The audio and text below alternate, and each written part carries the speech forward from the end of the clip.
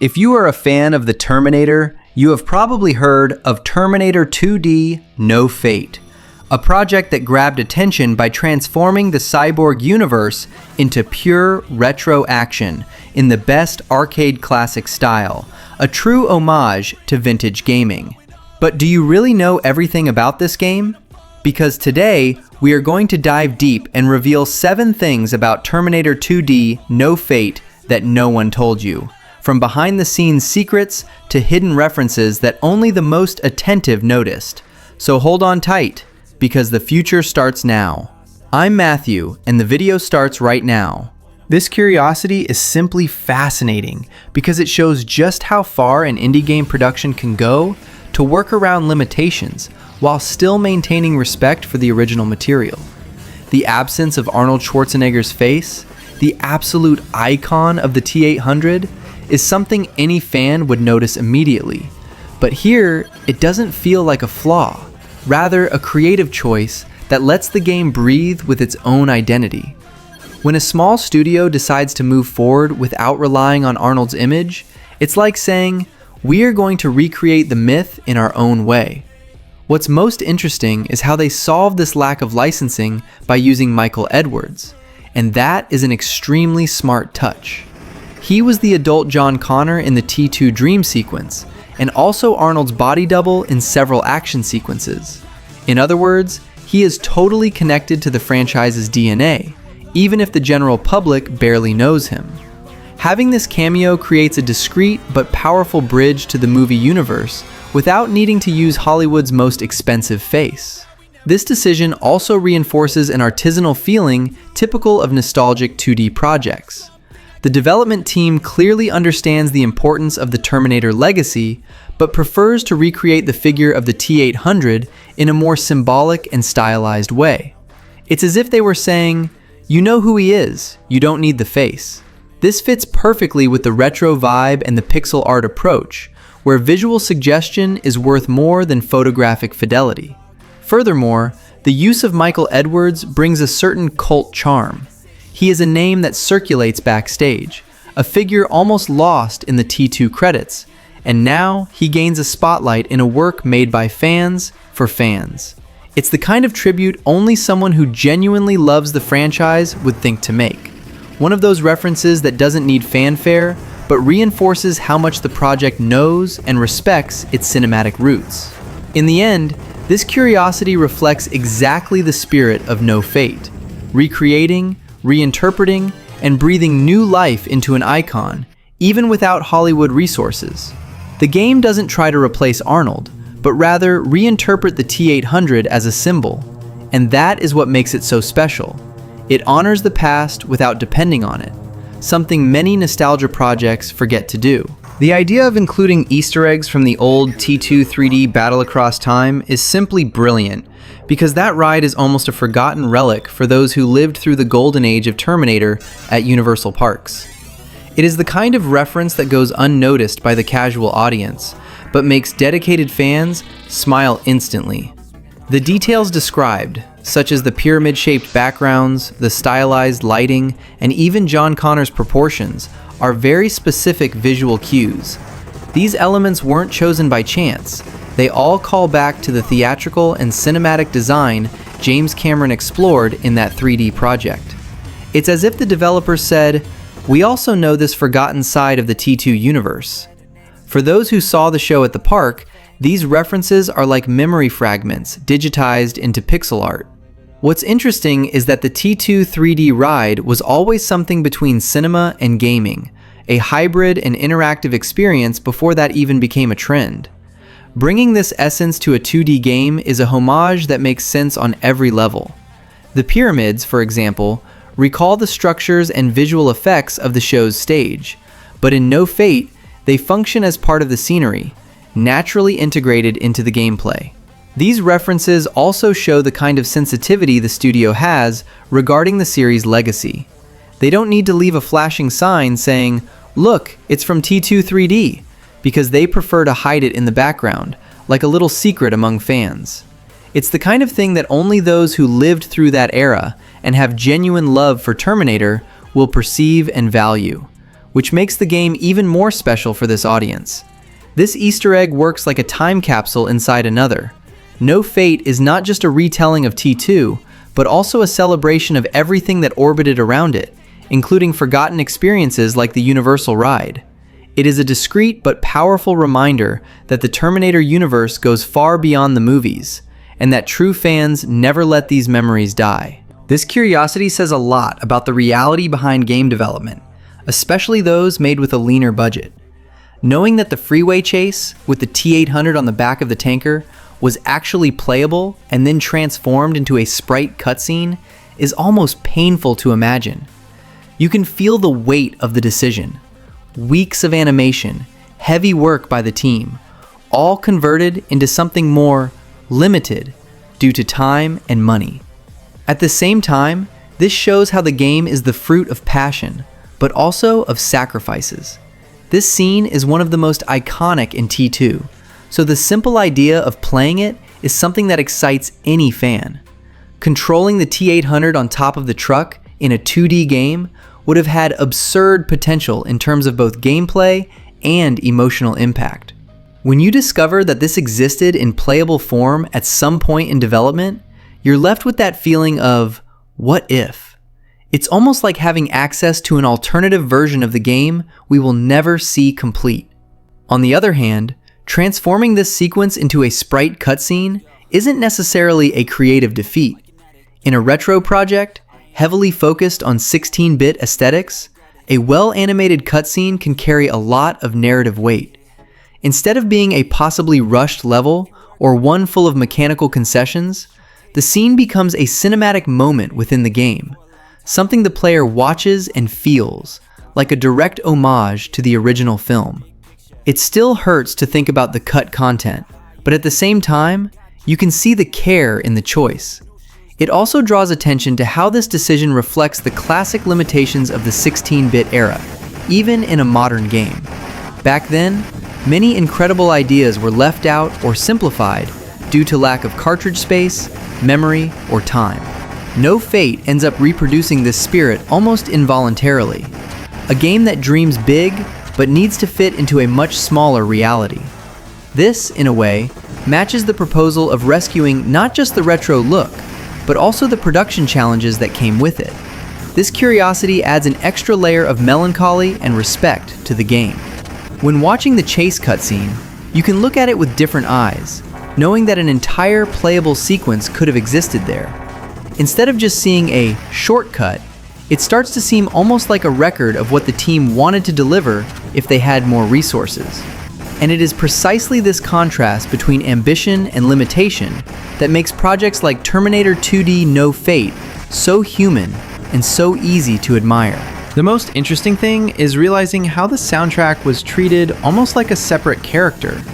Recreating Brad Fiddel's iconic sound without the original hardware, but using an emulator of the legendary Fairlight CMI, is a gesture of pure love for the film's aesthetic. The team didn't settle for just imitating the classic theme. They sought the electronic texture, the metallic coldness, and that tone of a conscious machine that defines the sonic DNA of T2. The use of the Fairlight CMI in soft synth form is a technical and emotional decision at the same time. The Fairlight was one of the first digital samplers in music history, and knowing it was the heart of the original Terminator 2 score gives it enormous nostalgic weight. By recreating these timbres through software, the game connects past and present, respecting the retro sonority without falling into dependency on old hardware. It is a modern way to pay homage to technology that already sounded futuristic in the 80s. Mixing original themes by Fidel with new compositions is another genius point. This creates a sonic bridge between the familiar and the unheard, exactly what the game does visually. There is something very special about hearing a new track that, despite being unreleased, sounds as if it could have been made in the same era as the movie. This authenticity in musical production contributes directly to the vintage sci-fi climate that No Fate seeks to capture from the first frame. It is also interesting to note how this choice reinforces the aesthetic cohesion of the project. The pixel art, the metallic tones of the levels, and now the synthesized soundtrack Everything talks to each other. In many modern retro games, sound ends up being an underestimated detail, but here it is the soul of the environment. The music doesn't just provide ambience, but shapes the sensation of being inside that dystopian, industrial, and melancholic universe that is so characteristic of the Terminator franchise. This curiosity shows the team's commitment to the sonic essence of the series, without blindly clinging to the past. The soundtrack of No Fate sounds like a hybrid between nostalgia and renewal, something that respects the machine but still sounds human.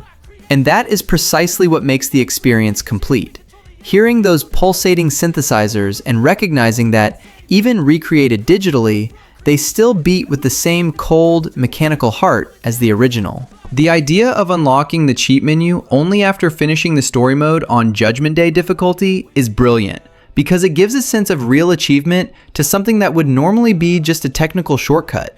It is a fun and almost ironic way of saying, you survived the apocalypse, now you can play programmer. The names of the difficulties also have a special charm.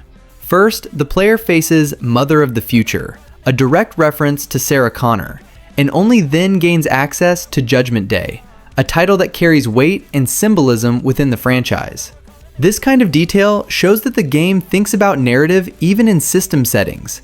It's not just about increasing the number of enemies, but about placing the player inside the Terminator mythology. Passing this challenge and, as a reward, unlocking the cheat menu is almost like hacking Destiny itself, something very present in the spirit of the series. There is also a beautiful layer of humor hidden in this choice. The developers treat the cheat menu as something normal after all. For those creating it, testing levels and systems with tricks activated is part of the daily routine. By releasing this tool to the most hardcore audience, the game breaks the barrier between creator and player, allowing fans to experience the game with the same eyes as the devs.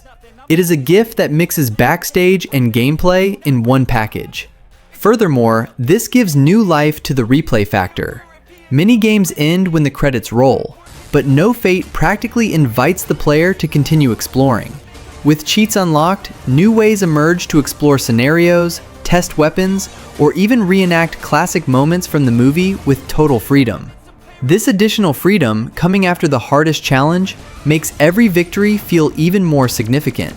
This type of curiosity shows the perfect balance between humor, challenge, and respect for the player. Terminator 2D No Fate rewards the effort of those who persist and master its structure, transforming the post-game into a playground for experimentation. It is a decision that totally fits the franchise's philosophy. After facing the inevitable Judgment Day, the player finally gains control of the code itself, and that is almost poetic. Instead of using generic classifications like easy or hard, the game names each challenge level with iconic phrases from the movie. Easy money, no problemo, hasta la vista, and at the top, Judgment Day. It is a subtle touch, but with huge impact for anyone who is a fan. Each name awakens specific memories, immediately connecting the humor and intensity of T2 to the gaming experience. The detail that the Judgment Day difficulty is only unlocked after completing the Mother of the Future mode is simply brilliant. This mode, centered on Sarah Connor in the future, already symbolizes the fight for survival and hope, so making it a prerequisite to access the hardest level is almost poetic. The player literally needs to go through Sarah's journey, the Mother of the Future, before facing the apocalypse. It is a smart way to transform the progression system itself into part of the narrative. Beyond the creativity in the names, there is very strong internal humor and coherence. Easy money and no problemo represent the light and almost playful beginning, reflecting the T-800's more charismatic side when he learns to interact with John. As the difficulties evolve, the tone darkens, culminating in Judgment Day, where the game demands total mastery from the player. It is as if the learning curve were also an emotional descent toward the inevitable destiny portrayed in the films. And of course, the cherry on top is the prize awaiting those who face and beat Judgment Day, the cheat menu. This reward makes the challenge even more special, functioning as a kind of redemption. After proving they master everything, the player is gifted with total control, something that echoes the very theme of breaking the cycle of fate and taking the reins of reality. It is smart, symbolic, and fun at the same time. The difficulty names aren't just references or inside jokes. They are part of the game's universe, part of the story. It is a reminder that when a project deeply understands what it is honoring, even the selection menu becomes a miniature narrative. The influence of Contra 3: The Alien Wars appears so naturally and intrinsically in the structure of 2D No Fate. From the first minute of action, you can feel the same visceral rhythm, that combination of quick reflexes, precise shooting, and controlled chaos that defines the Konami classic. It isn't just superficial inspiration, it is a direct translation of the arcade soul, with intense levels, challenging bosses, and a cadence that doesn't let the player breathe for long. This relationship with Contra 3 makes perfect sense, especially considering the type of universe No Fate recreates. Both games portray worlds at war against forces almost impossible to stop, be they aliens or machines, and this feeling of always being at a disadvantage is part of the charm.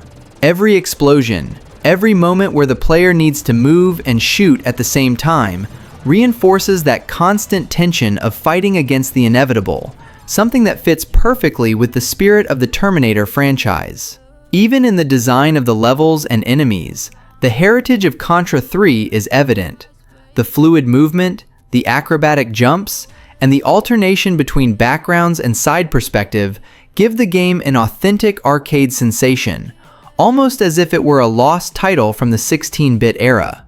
It is clear that the developers studied how the Konami classic worked, not to imitate, but to learn the timing, the impact, and the visual clarity that made every moment of Contra so instinctive and addictive. Furthermore, this inspiration adds a sense of cinematic rhythm to the gameplay. Just like in the Alien Wars, the sequences are thought of as great action spectacles. Everything explodes, enemies appear in masses, and the synthesized music pushes the adrenaline. It is the type of design that keeps you on the edge the whole time, combining perfectly with the apocalyptic tone of No Fate. The game doesn't try to be realistic, it wants to be kinetic, and in that, it hits the mark. In the end, this curiosity shows that Terminator 2D No Fate doesn't just take inspiration from Contra 3, but honors it legitimately.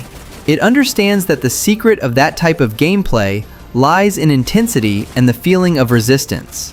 When playing No Fate, it isn't hard to imagine the T-800 and the Resistance soldiers in the place of Bill and Lance, fighting against the impossible, one shot at a time, in a pixel art spectacle that carries the DNA of the genre's great classics.